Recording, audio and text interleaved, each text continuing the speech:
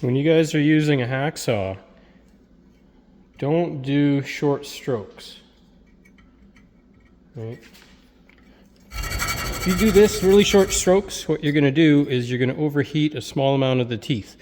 You paid for all the teeth on the tool, so use all the teeth on the tool.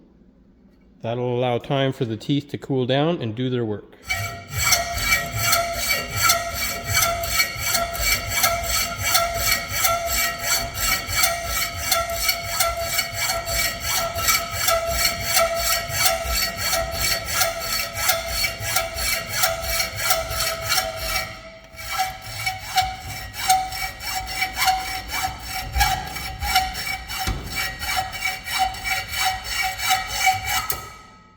There you go. Your tool will last a long, long time and the teeth will stay short this way. Sharp, not short.